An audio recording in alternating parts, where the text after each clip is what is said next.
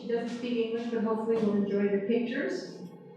So the warmest welcome to you all. And I'll be sharing their stories and their images with their express permission. You can be sure of that. And I was going to say that some of the photographs in this presentation, I have no idea where I got them, stolen from friends. I'm looking at Thomas Kelly, but I don't think I stole any of these, or the internet, and I thank the photographers. And so I was going to introduce Anjana Shakya, my mitini, my best friend, but she's already done a good job, and also told you how she inspired the research that I've done on Newa religion. And she collaborated with me for several years at the beginning. And today I'm going to be doing a lot of storytelling about us and how we used oral history methods of research, which are subjective and rooted in equality of relationship and all about honoring an individual's voice. And I think this is a radical way of doing research even now, and I'd like to see more of it.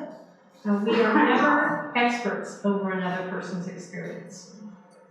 So, yes, so let's honor our family members.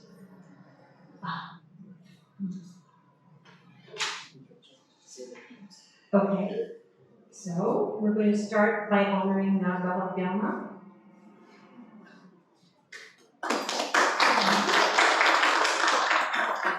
And I would go bow too, except I'm connected to all this stuff. What? I did it. And this is Varsha, her granddaughter, and Vasuda, her daughter-in-law, who has fed us so many times and done all the pujas. And,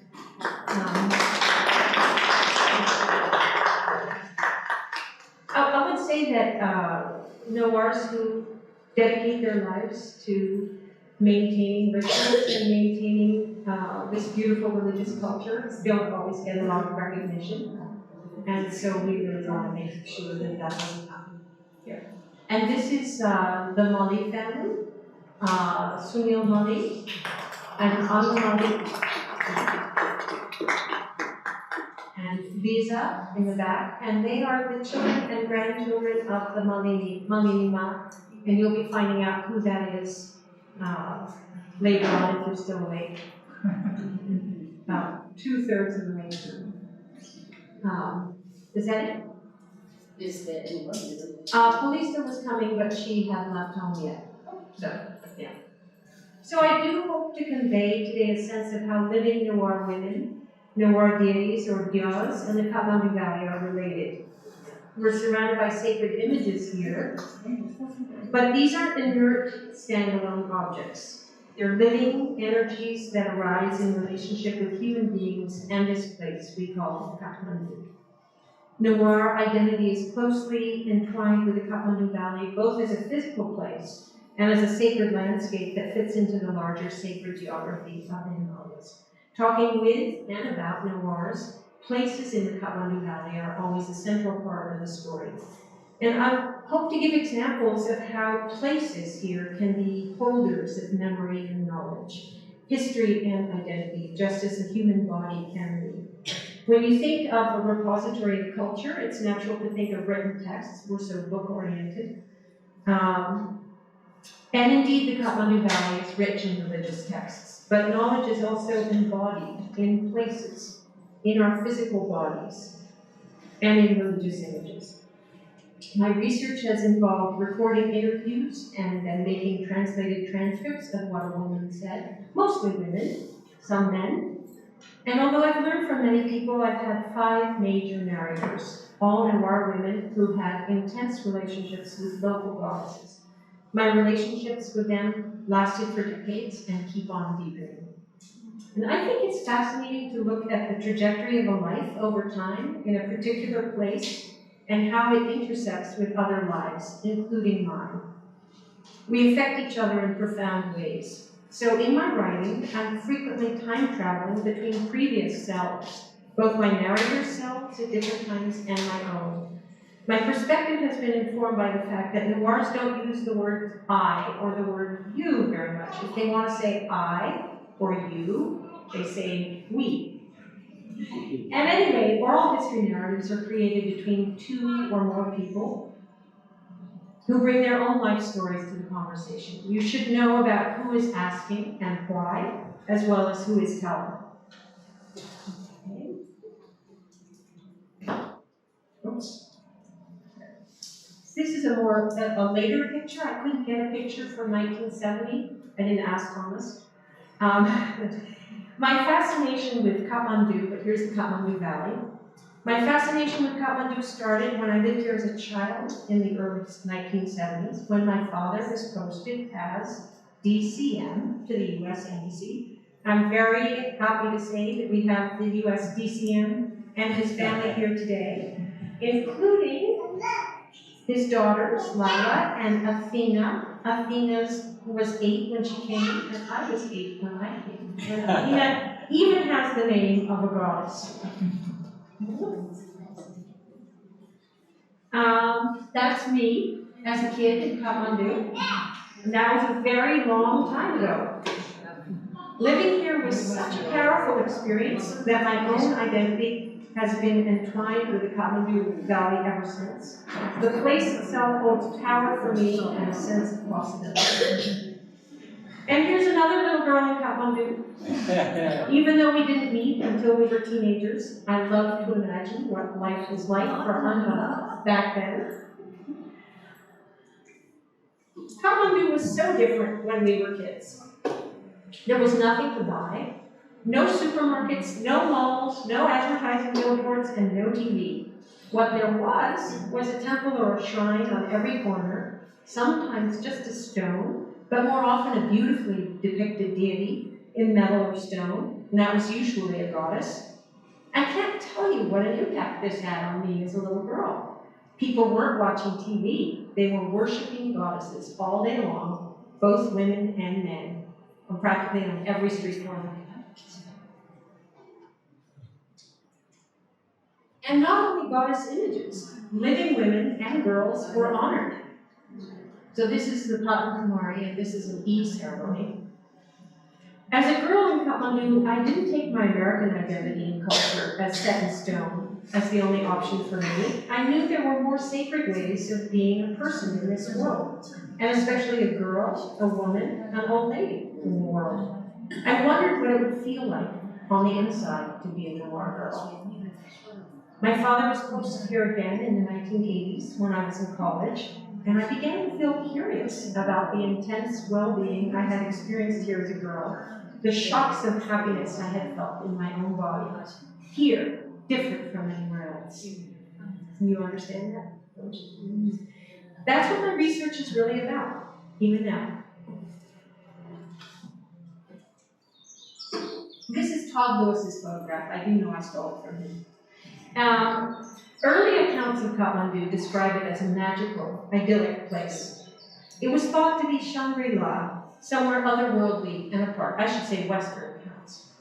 As you know, Nepal had been a closed country to outsiders and development for a century and only opened since 1951, when the Shah monarchy took back control. I think you all know that this is Swayambhu, but nobody sees these green fields anymore. When I was here in the early 70s, the valley was still covered with green fields and flowers, with lots of temples and religious life in the streets. Kathmandu, Patan, and Bhaktapur were distinct, almost medieval cities, whose dazzling art and architecture felt organic rather than monumental. It was also covered with the most extraordinary-looking hippies, who came to Kathmandu, and that's my dad's photograph. I mean, he had plenty. Who came to Kathmandu to turn on, tune in, and drop out. You're smiling, Rebecca. You remember those guys? They were attracted by what they had heard about tantric religion. The idea of attaining mind-expanding enlightenment. By the idea of masters meditating in caves. By the idea of mantras, tantra, and being able to fly, and attaining clairvoyance, which is a kind of X-ray vision where you know everything already. The funny thing is they weren't exactly wrong, but they didn't know how to go about it. To learn about tantric religion, they read paperback books from the West. With few exceptions, they didn't learn to speak Nepali or Newari, so they couldn't ask anybody questions. And to be fair, the religious expression you see here is rich for the senses, but intellectually confusing to those who aren't used to it. Drunken processions with lots of drumming, animal sacrifice, puja offerings with mountains of flowers and incense and food. So they couldn't see the true tantric religious masters who were right under their noses. Newa mothers and grandmothers who were clean, respectable matrons going about their daily business and doing their best to avoid the dirty, barefooted hippies who were scratching and embracing in public. We had some music in the last one, but I don't know what happened to it. So Newar women are a visible force in society. I could see them individually and in groups, performing rituals, commanding respect from their families, having life cycle rights, working and earning in public and domestic spaces. But even though I was studying religion in college, I couldn't find anything written about their lives and their religious experiences.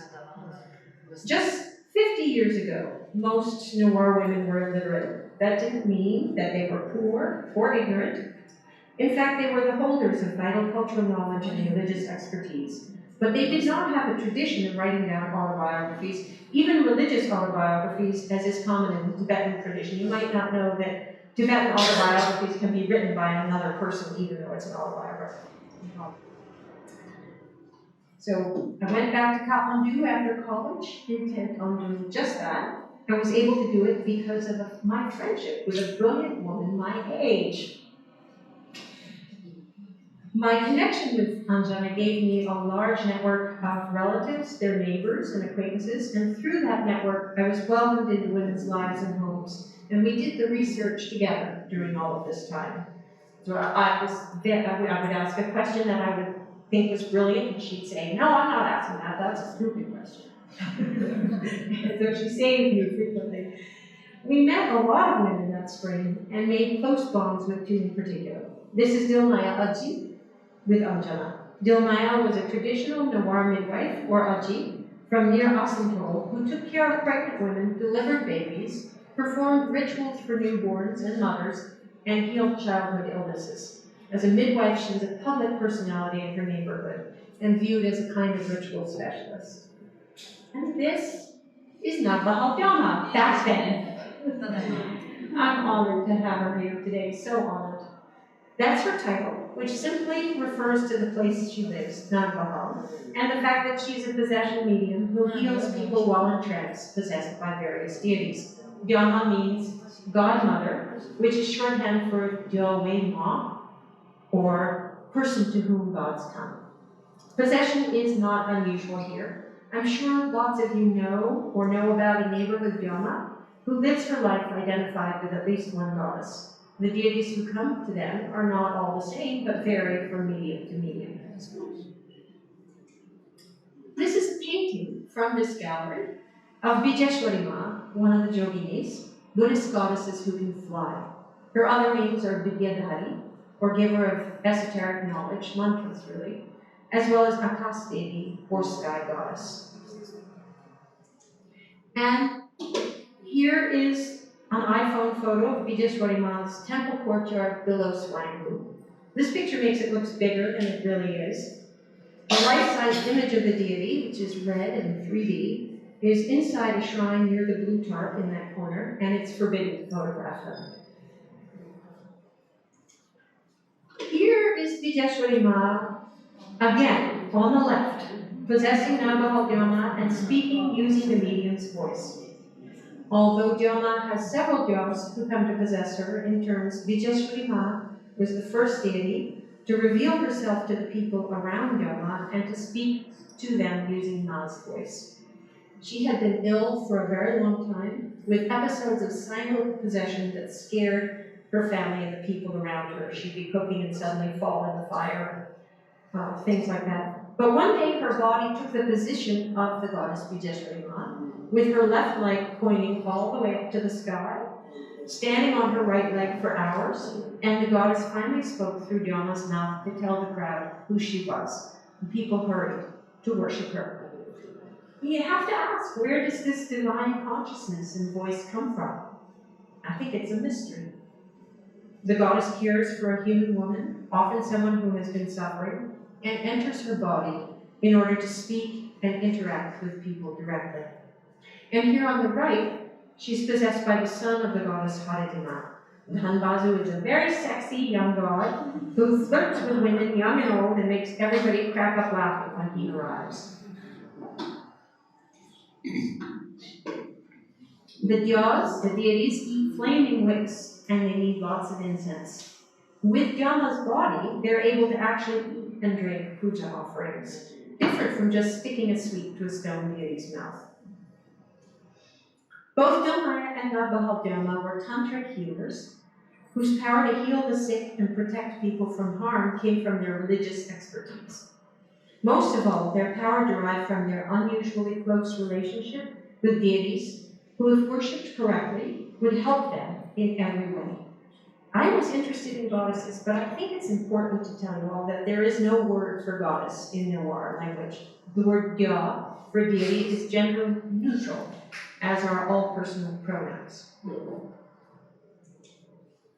Dilmaya didn't get possessed like Nagahalyama, but she had direct encounters with certain goddesses that changed her life, which I'm planning to tell you about another time, as well as invoking them in ritual and childbirth.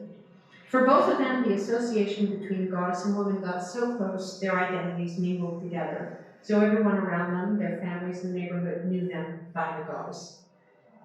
I would say that when you read texts, they don't prepare you for the extreme proliferation of deities that occurs in the Tantric Buddhism and Hinduism of the Kathmandu Valley.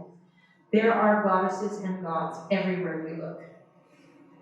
In college, I was assigned books on Indian Hinduism that classified deities in a kind of binary hierarchy of national versus folk gods or major versus minor deities, but I never found that useful here in Kathmandu. It makes more sense to think of Newar deities in terms of place. So you can see here that the rock is kind of bulging out. It may have had images, or images may be appearing. I think all of you probably know about rocks where the image is self-generated and coming out of the rock. And what happens is that the metal or wooden or more anthropomorphic carving comes later. So they may have multiple identities, but every Dya in Kathmandu is associated with a locality. And I actually think of these deities as radio stations. Some signals go farther out than others. Some of them are known only to the houses around them, some by a whole neighborhood, and some by the whole valley or even the nation, like Kumarima in Vasatapur. Some of them have elaborate multi-story pagoda temples where people go to make offerings with a carved image inside of metal or stone, some simple shrine. But a lot of these deities would be invisible to you or me, because they're simply a rock or a stone or a tree, except for the traces of worship: flower petals, rice grains, vermilion powder, or blood. And I always wondered, how do people know which places or rocks are gods pulsating with divine power? How do they know? I still don't know. When I began doing this research, I didn't know much about oral history as a research methodology, but I was already very sensitive to the issue of voice, of women's voices, and wanting women to have authority over what they said. Maybe it's because my dad was in Dasir who talked at everybody. After all, they weren't writing or being directly quoted, and I wanted to understand every word. I wanted to know not just what was said, but how things were said. I didn't want to just write down what I thought were the answers to my questions. So I taped my interviews with Dilmaya Haji, and I taped my conversations with Nambahal, both when she was out of trance and when we were in the small room across the landing, where the Dyas entered her body and spoke through her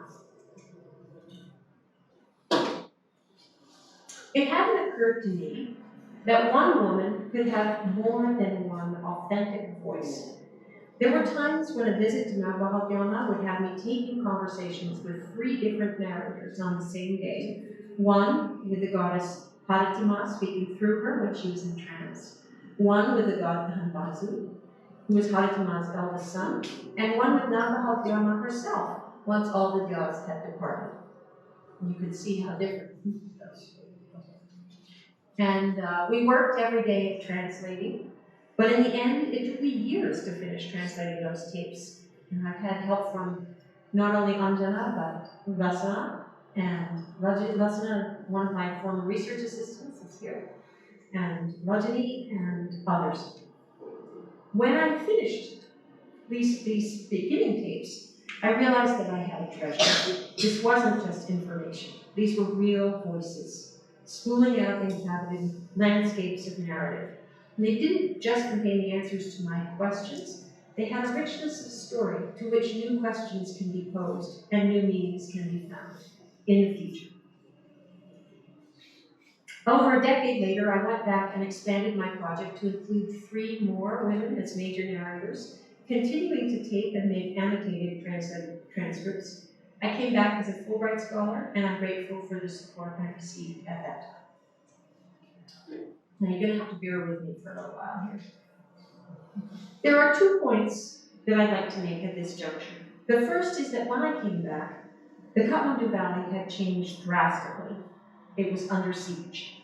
The countryside was in the grip of the armed conflict, and Kathmandu itself was dangerous, with pressure cooker bombs and extrajudicial killings and disappearances. I don't know if you can see the bus on fire over in the lower corner, but demonstrations like this and buses on fire were common sights for my children coming home from Lakewood School. So I'm glad you don't have to do that anymore. And even before the fighting, chaotic development and a surge of people moving into the valley from the hills had polluted the air, the rivers, and the landscape.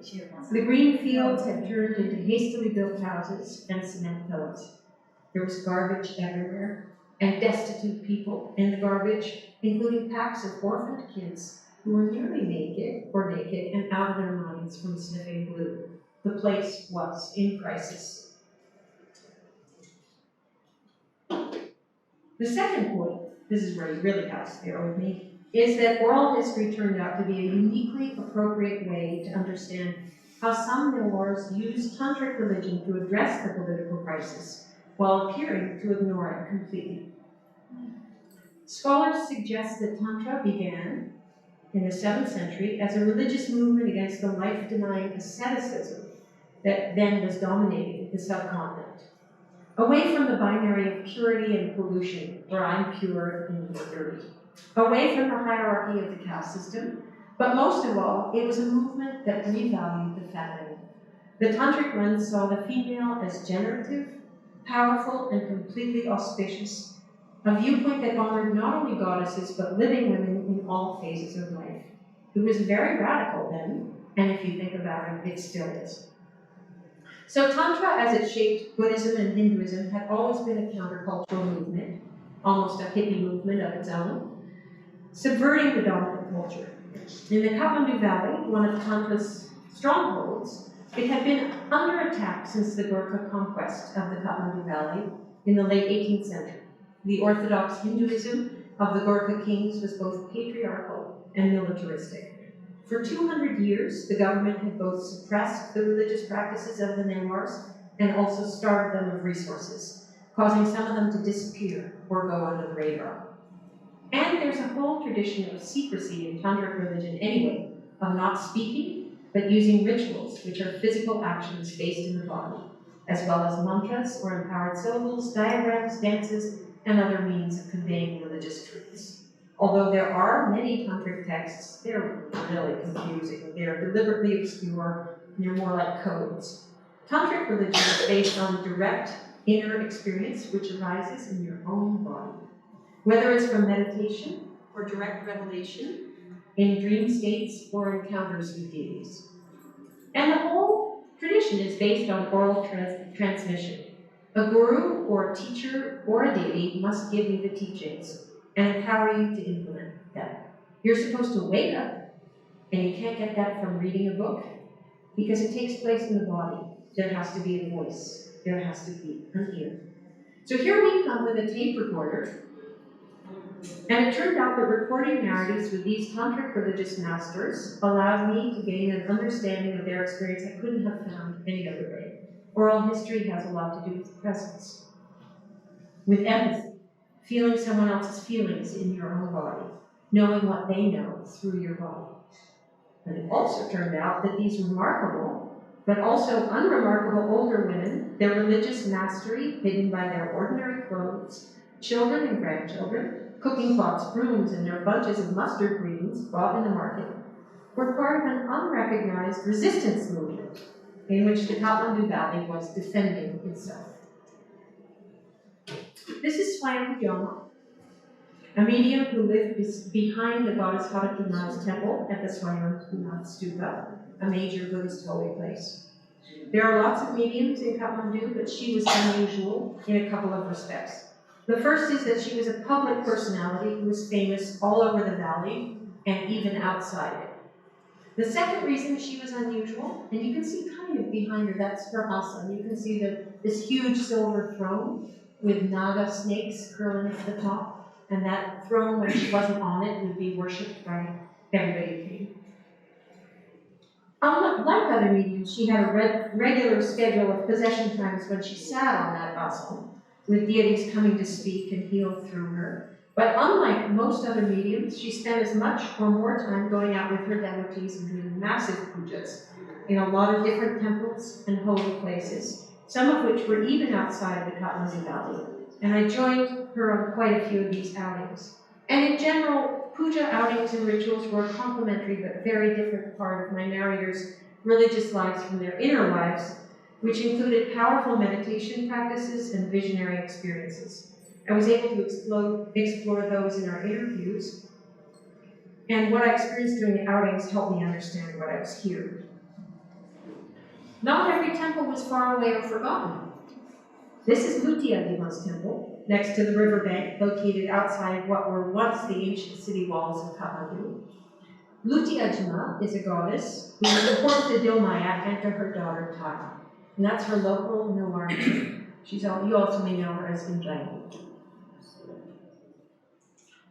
Dilmaya died before I returned. Her daughter Tara became a major narrator in my project in her own right. While I was there, she built her house right near Luti's temple after asking the goddess's permission and blessing. And she also took on yearly and monthly ritual obligations to Lutiadima, so she had to make a lot of offerings and ceremonies. As an outsider, looking at Lutiadima's temple, you would have no idea of who she is. Her complex layers of story and identity, multiple layers of information that don't always overlap. It takes a lot of narratives to start to understand how individual women and men relate to this goddess. How many different selves even one goddess can have. This goddess has an amazing ritual festival, fire sacrifice in the middle of the night in December, where they drop in pairs of snakes, toads, and bugs, and you would never know it. So, Dilmaya was empowered as a midwife by Luti, both by mantras that were given to her mother by a guru, and then to her, and by actually seeing, when she was your age, actually seeing the goddess galloping by on a winged white horse at night, her forearms and her ocean of black hair spread out. But she also, like Tara and many other women, drew strength from Lutiadima's story, which they both told to me, and I'll retell it to you. There she is, telling me the story, and she loved to tell. Lutiadima was poor, even if she was a goddess, because don't think that gods all have it easy. Some of them are rich, and some of them are poor, just like us. She had way too many children to feed, and her husband was gone. Gone, who knows where, Middle East. She was invited to a feast at her parents' house, one of the obligatory feasts for married daughters. The children were whining with hunger, and she thought, well, good, they can fill up there. But when she arrived at her mother's home, all the feast pots had been licked clean, washed, and turned over to dry. Luti Ajima sat on the dirt floor of the kitchen and her mother said, "You're so poor and raggedy, it would be an insult to your sisters to have you over at the same time as them." Instead of a feast, she just threw Luti Ajima a stale piece of cornbread. With her eyes full of tears, Luti Ajima dug a little hole in the dirt floor and buried the makai roti in there. And then she gathered up her children and turned back for home. The children were howling, screeching with hunger. When she came across the rotten corpse of a dog, the most impure thing you could possibly imagine, crawling with maggots, Luti Ajima was so out of her mind with desperation that she started to drag it home to feed her children. It got heavier and heavier and heavier, and when she reached the threshold of her hut, she turned to see that the dog had turned to solid gold. Oh! Now everybody had great food, new clothes, tons of gold jewelry, and the next time they got invited to her parents' house for a feast, they were served big brass plates heaped with food, all the best stuff. But Luti Ajima put her plate aside and put all of her gold jewelry in front of it. She said, "This feast is being fed to my jewelry." She dug up the stale roti out of the kitchen floor, she held it up, and she said, This, mother, is what you fed to me." And Tara said, "It was just like that for me. Never judge someone by how they look." Bill Maya said, "Up can be down, and down can be up. In an instant, that's what happened to me." So, in addition to Luti Ajima, Dilmaya, as well as Swayam Udyama, used to talk a lot about the other Ajima goddesses. And this is Kanga Ajima's temple outside. Ajima literally means grandmother or great-grandmother. Some of them are well known, but many of them are so obscure I had never heard of them. I asked Dilmaya to tell me about them, like, tell me their names, tell me their stories, and she said, no. To know about them, you have to go to their place. So we made a day of it once, and we made offerings at 8 shrines dotted around the city, some of which were on little forested hillocks I had never noticed, with crumbling stone steps up to a vermilion-smeared rock on top. It turns out that these grandmother goddesses are fierce protector deities who protect the city and then the Kathmandu Valley in 3 concentric rings of 8 grandmothers each. And this isn't theoretical. You can rest assured that each one of these 24 goddesses resides in a particular place. The trees around them are their jewelry. You can't cut them down or take so much as a single leaf, or you'll die, vomiting blood. That's what they say. The Ajimas that I visited are territorial guardians, which includes not only physical space, but also the idea of one's territory. The word for country is desh, or de in Newa language. It means our place, though it can also mean place called if it's not part of our place. Somewhere farther away, with a town or city on it. One of the ways the Ajimas protect our place, our country, is by patrolling its borders. The Ajimas possess men who each have a lifelong obligation to worship and share their bodies with a particular goddess. And so this is in Navadevি. We've got a YouTube video to show you here of them actually dancing, but I'll just go back to this picture for now, because I don't think it's going to work. So these are masked dancers that process down the street. They're shaking swords. They're wearing very heavy jewelry. So like trees, the Ajimas are rooted in a particular place, but unlike trees, they can also move. This group of dancers, as well as the dance itself, is called Pyahon. Here you see the Nyatamoru Ajima Pyahon, which is at the heart of old Kathmandu and attached to the Nadadevi temple. The goddesses come out from a secret and sacred dressing room called the Akachi in a line, wearing their faces, jingling heavy silver jewelry inscribed with tantric symbols and big swords. So next time, don't miss it. It's right downtown. They shake and thrust the swords menacingly at threats both visible. I can see I'm getting to you in a moment. Every year in November, Swayambudhyama and her band of mostly, but not older women, younger women and men too, used to spend a week on top of Jamacho, one of the hills surrounding the Kathmandu Valley. You probably know it as Nagarjuna. Yes, they took that scary puja bus, but mostly I walked. Half of the time my whole seat fell over backwards. And that was 5 kilometers straight up, like climbing stairs. That's what my beloved Betty Woodson here does every year on her birthday. She climbs up the top of an Nagarjuna.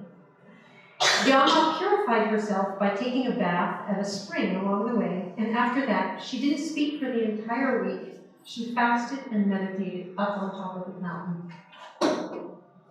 This culminated on the night of the full moon. It's coming up in November, actually, when the devotees would sing and make offerings to the moon and to the mountain. They said, it's the night when Buddha descends from the heaven on a jeweled staircase to give teachings, particularly to women. These beautiful offerings on the ground, I wish Thomas had been living to take a picture, made of beans, grains, and seeds, represent the jeweled staircase. A woman told me, they say the staircase is made of diamonds and pearls, but by those words we mean the real treasures of the earth, which are these seeds. In an open area, women were singing as they stood, lifting plates of offerings and flaming lights to the full moon. I became alarmed as some of them got possessed, walking around on all fours, growling as the lion deity, or rolling around with lashing hair as the serpent guardian. I was afraid they'd catch their hair or their saris on fire. I asked a woman who wasn't possessed, why are you all doing all of this? She said, as if it should have been obvious, we are doing this to protect all living beings. We are doing this to rescue humanity.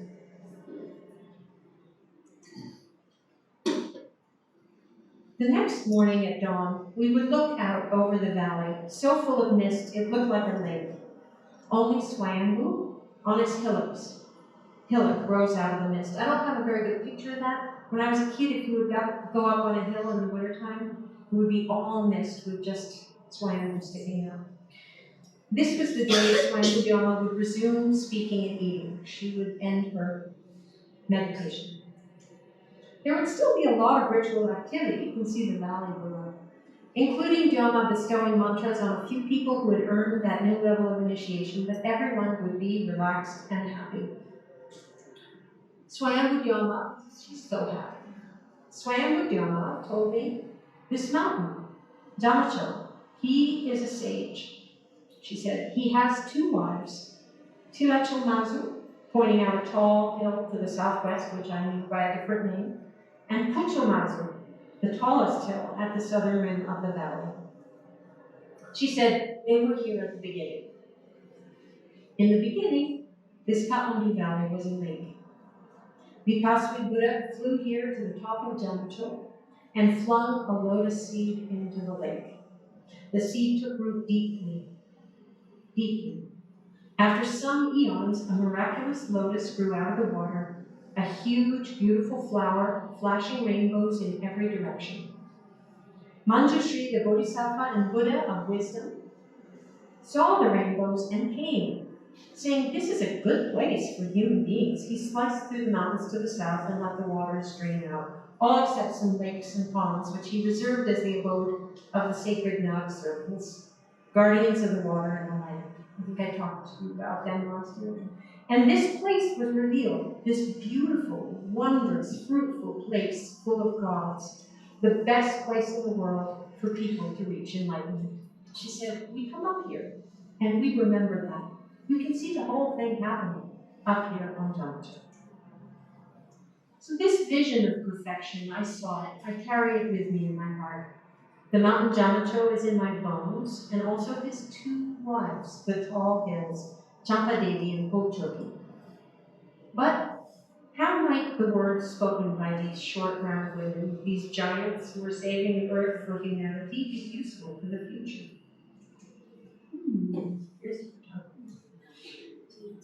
Younger people may see the physical actions of worship, the tossed rice grains, the hand gestures called mudras. the whispered mantras without understanding their meaning. They might not learn the larger context that connects sacred images, people, and this place. So perhaps the archive of their words can help younger generations decode their own tradition. And a deeper decoding may also reveal a world of radical equality, in which female worthiness and power does not denigrate from the male, in which money is not the marker of worth, because no matter how poor, how ragged, how sick a person is, that is the least of who she is, able to manifest divinity in an instant. So far, most scholarship on Buddhism is skewed, making it seem a religion of texts and men, a religion that's all about the mind. We need to understand the side of Buddhism that exists in the verdant living world of embodied emotion and ritual that weaves connection and love. The same can be said of Hinduism. But more urgently, the young people in Nepal are leaving in droves. The old people who remember a different world are dying. Stories are being lost. And the devastating earthquake of 2015 not only killed people and traumatized people, but knocked down a lot of temples and traditional houses and other structures. When you wipe away the most important landmarks of a culture, you accelerate the process of loss, of forgetting, of not just structures, but a whole way of being. Amnesia is a trauma response that paradoxically makes the trauma worse. But this isn't just happening in Kathmandu. War and environmental crisis seem to be everywhere these days. So much is being forgotten. In this context, I think of my archive as a kind of seed bank, protecting a more life-nourishing way of seeing and being in the world for us to draw on in the future. And Tara's granddaughter, Palista, has made it. She didn't make it for the beginning, but Dilma and Tara's granddaughter, Palista, is here.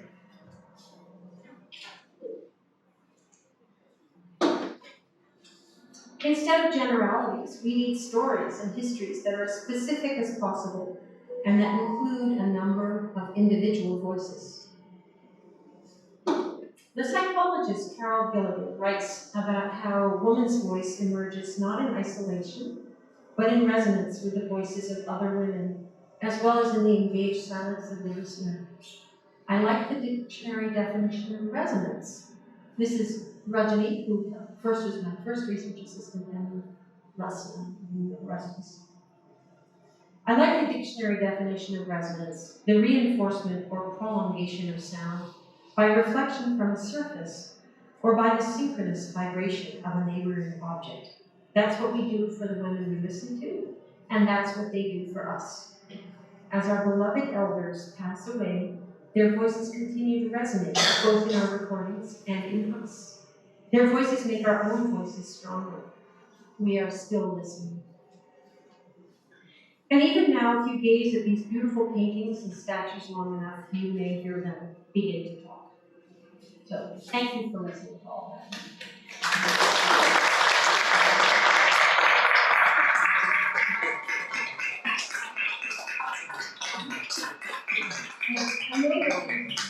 Tea and coffee and good snacks outside, but if anybody has a question, I'd be happy to answer. So shall we? Anyone has any questions?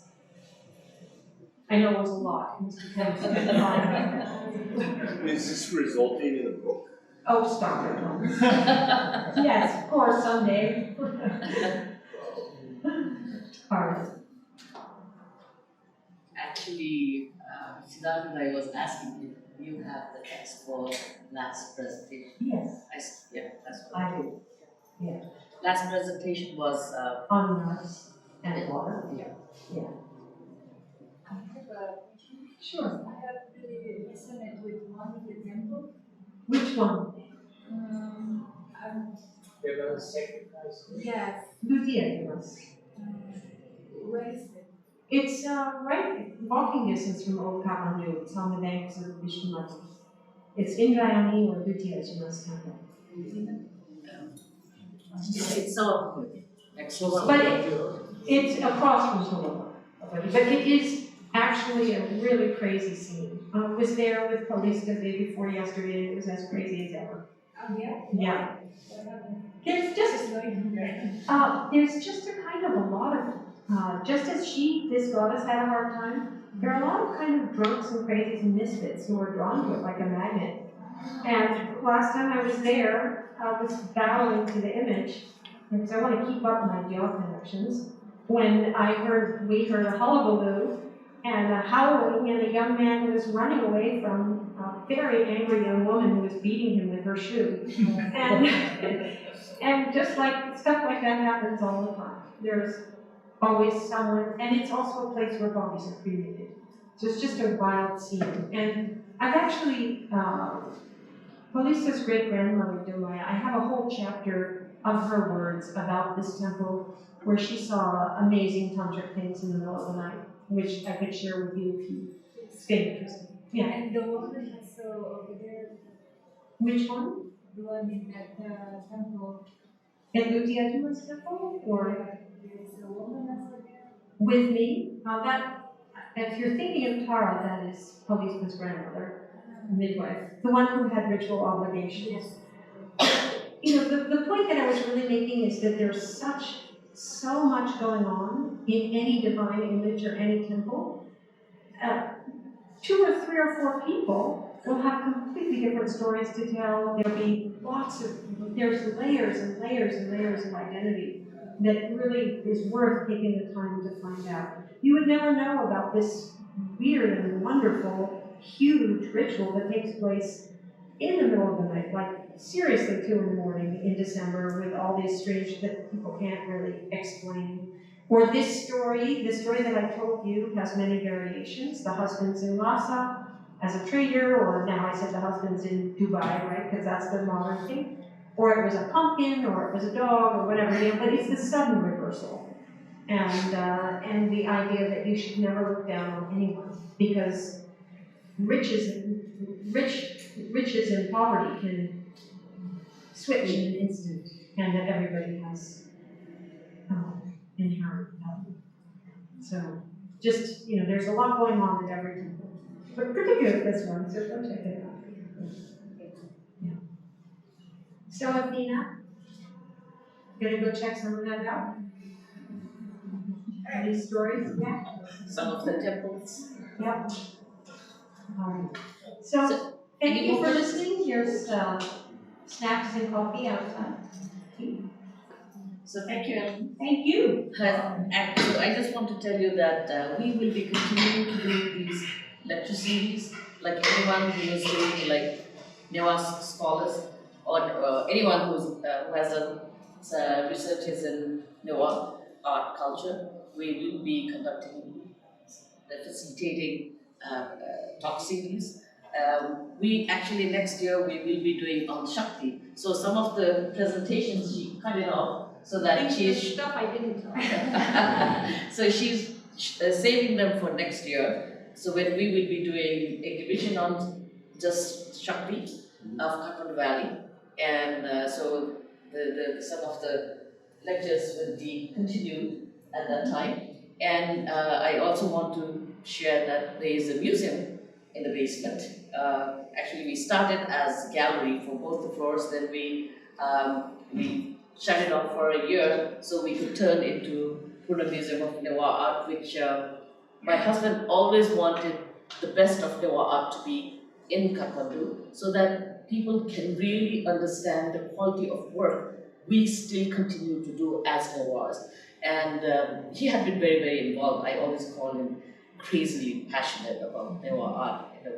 And so a lot of the artwork we have in the museum. So you're all welcome to visit the museum, and we will be changing periodically, rotating and changing the artwork. So please go ahead. And we are trying to do insider talk series, which kind of didn't work because it was like we are at 101, but the lecture series we started became like 800, 900, you know, and so it passed above my head, let alone a lot of other people said. There were only few who really loved it. Unfortunately, she didn't come today, Sumantula. She was like so psyched. She was like, oh, this has to be published as a book. but I think for a lot of us it went above our head. So we also brought in like a lot of budgetary.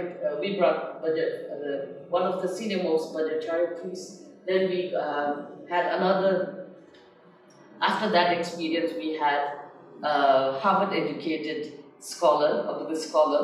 But even his presentation was like above our head. So we are trying to see how we could really reach, because especially Vajrayana Buddhism of Kathmandu Valley is very, very invisible. Similarly, even the art. But it's visible but not very well understood. Not, I would say not very visible either, because a lot of people think that Buddhism is what's in Bhutan. They don't realize, like Vajrayana Buddhism has their own monasteries throughout Kathmandu Valley, and as part of any male Sakyas has to be part of the Sangha. So everyone has their own Bahal, their own Sangha, and all of them has to be initiated for 4 days. They have to be monks for 4 days.